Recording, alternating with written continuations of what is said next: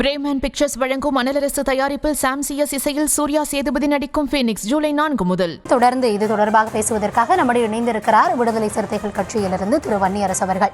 Sir வணக்கம், இணைப்பில் வந்தமைக்கு நன்றி. தொடர்ந்து இந்த அரசியல் களத்தில் பிரச்சாரங்கள், கட்சி சார்பில் என்ன பிரச்சாரங்கள் முன்னெடுக்கப்படுகிறது அப்படின்றப்போ திமுக தரப்புல இருந்து மேற்கொள்ளப்படும் இந்த பரப்புரைகளோ பிரச்சாரங்களோ அவங்களுடைய நலத்திட்டங்களை சார்ந்து இல்லை, பாஜக எதிர்ப்பு அப்படின்ற ஒரு புள்ளியில இருந்தே தான் அவங்க இன்னும் இயங்குறாங்க. கடந்த தேர்தல்களில் அது அவங்களுக்கு கை கொடுத்திருக்கலாம், ஆனா இந்த முறை கடுமையான சரிவை அவங்க சந்திப்பாங்க. ஏன்னா 4 ஆண்டுகள்ல அவங்க மக்களுக்கு எதுவுமே செய்யல. அதனாலதான் தொடர்ந்து பாஜகவை எதிர்த்தே அவங்க களம் காண்றாங்க. கூட்டணி கட்சிகள் செய்யக்கூடிய பல தவறுகளையும் மறைக்கும் இடத்துல திமுக இருந்திருக்கனால அதையுமே நாங்க மக்கள்கிட்ட கொண்டு போவோம் அப்படின்னு சொல்றாங்க. இதற்கு உங்களுடைய பதில் என்ன? வணக்கம்ங்க. அதாவது பாரதிய ஜனதா எதிர்ப்பு அப்படிங்கிறது பாரதிய ஜனதா கட்சி முன்னெடுக்கின்ற அந்த செயல் திட்டங்களை மக்களிடையே அம்பலப்படுத்துவதுதான் அதனுடைய நோக்கமாக இருக்க முடியும். இப்போ உதாரணத்துக்கு இந்து முன்னணி சார்பாக முருக பக்தர்கள் மாநாடு நடத்தினாங்க. அந்த மாநாட்டுடைய நோக்கம் என்பது அங்கே தமிழ்நாட்டுடைய அடையாளங்களாக தமிழ்நாட்டுடைய உரிமைகளை பாதுகாக்கக்கூடிய பேரறிஞர் அண்ணாவையும் தந்தை பெரியார் அவர்களையும் இழிவுபடுத்தி தான் அந்த மாநாட்டில் அவங்க வீடியோ காட்சி பண்ணாங்க. அந்த மேடையில் அதிமுகவினர் அவர்கள் உட்கார்ந்துருக்கிறாங்க. அதற்கு பின்னாடி அவர்களுக்கான செயல் திட்டம் குறிப்பாக பாஜகனா அது நாடாளுமன்றத்தோட தொடர்புடையது அப்படிங்கிறது தான் அவங்க எல்லோருமே அதை பேசுகிறாங்க. ஆனால் பாரதிய ஜனதா கட்சி சமீபத்தில் மகாராஷ்டிரா மாநிலத்தில் வெற்றி பெற்றது. சிவசேனாவை உடைத்து அவங்க ஒரு அணியாக பிரிஞ்சு ஏக்நாத் சிண்டே கொண்டு அவங்க ஒரு அணியாக வெற்றி பெற்றாங்க.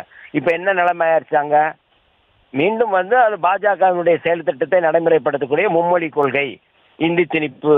இப்போ அதற்கு எதிராக இப்போ அங்கே உத்தவ் தாக்கரேயும் ராஜ் தாக்கரேயும் ஒன்று சேர்ந்து போராட்டம் நடத்துகிறாங்க.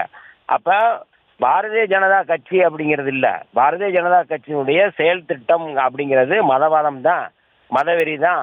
அந்த மதவாதம் மதவெறிங்கிறது ஒரு மாநிலத்தினுடைய உரிமைகளுக்கு எதிரானது, மாநில சுயாட்சிக்கு எதிரானது.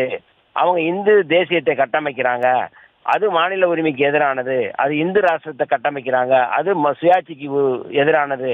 இதையெல்லாம் அமலப்படுத்தக்கூடிய நோக்கத்தில் தான் திமுக தலைமையிலான அணி இந்த பாஜக எதிர்ப்பு அப்படிங்கிறது பாஜகவின் செயல் திட்டத்தை எதிர்ப்பது தான். அப்போ அதை நாங்கள் பரப்புரை செய்ய வேண்டிய தேவை இருக்கிறது. இன்னமும் கூடுதலாக குறிப்பாக பாரதிய ஜனதா கட்சி செக்குலரிசம் இன்னும் சோசலிசம் அப்படிங்கிற 2 எடுக்கணும்னு அரசியலமைப்பு சட்டத்திலிருந்து முயற்சி பண்ணுறாங்க.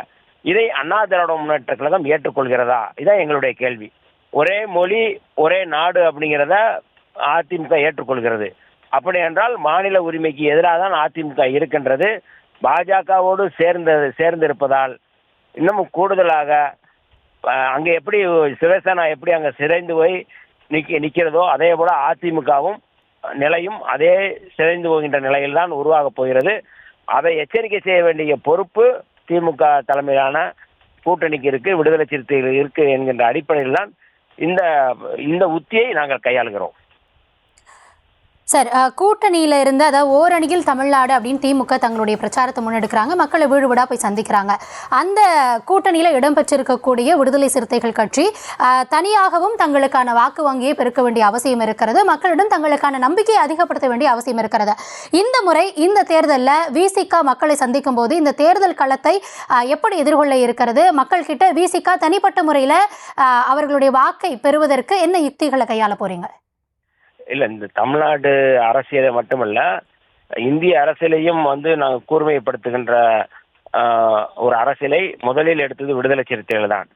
இப்போ மதச்சார்பின்மையா மதச்சார்பா அப்படிங்கிற அந்த உத்தியை நாங்கள் தான் இப்போ முன் வச்சிருக்கிறோம். இதற்கு முன்பும் பாரதிய ஜனதா எதிர்ப்பு முன்வைக்கும் பொழுது அரசியலமைப்பு சட்டத்தை முதலில் தூக்கி அரசியலமைப்பு சட்டத்தை பாதுகாப்போம் அப்படிங்கிற முழக்கத்தையும் முன் வச்சது விடுதலை சிறுத்தைகள் தான். ஆக 2026 தேர்தலையும் விடுதலை சிறுத்தைகள் முன்வைக்கின்ற இந்த மதச்சார்பின்மை மதச்சார்பு அப்படிங்கிறத தான் நாங்கள் இதை நாங்கள் இப்போ சமீபத்தில் மதச்சார்பின்மை காப்போம் மாநாட்டு பேரணி மூலமாக மக்களிடையே அந்த பரப்புரையை நாங்கள் முன் வச்சிருக்கிறோம். பாரதிய ஜனதா கட்சி ஒரு ஆபத்தான கட்சி, பாரதிய ஜனதா கட்சி மிக பிற்போக்குத்தனமான கட்சி, பாரதிய ஜனதா கட்சி தமிழ்நாட்டு மக்களுக்கு மட்டுமல்ல இந்தியாவுக்கே எதிரான கட்சி, இந்தியாவுக்கே துரோகம் செய்யக்கூடிய கட்சி அப்படிங்கிறத நாங்கள் மக்களிடையே அமலப்படுத்துவோம். அந்த கட்சியோடு கூட்டணி வைக்கிற அதிமுகவும் மக்களுக்கு எதிரான கட்சி, அதிமுகவும் மக்களுக்கு துரோகம் செய்யக்கூடிய கட்சியாக இருக்கு அப்படிங்கிறத வீடு வீட நாங்களும் வந்து அது குறித்து பரப்புரை செய்வோம். எல்லா இடங்களையும் அது குறித்து தான் நாங்கள் வந்து அந்த யுக்தியை தான் நாங்களும் கையாண்டுகிட்டு இருக்கோம். அதை மக்கள் கட்டாயம் ஏற்றுக்கொள்வார்கள் என்பதில் எந்த மாற்று கருத்தும் இல்லை. ஏனென்றால் புரட்சி தலைவர் எம்ஜிஆர் உருவாக்கிய கட்சி அண்ணா திராவிட முன்னேற்ற கழகம்.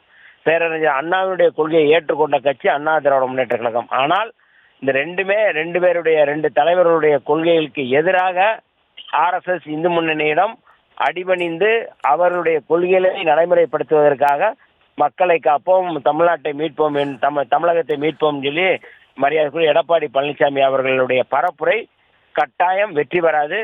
அது பெரிய பின்னடைவு ஏற்படும். பாதியிலே அவருக்கு இந்த பரப்புரையை பாதியிலே நிறுத்திவிட்டு வீட்டுக்குள் முடங்குவார் என்பதில் எந்த மாற்று கருத்தும் இல்லை.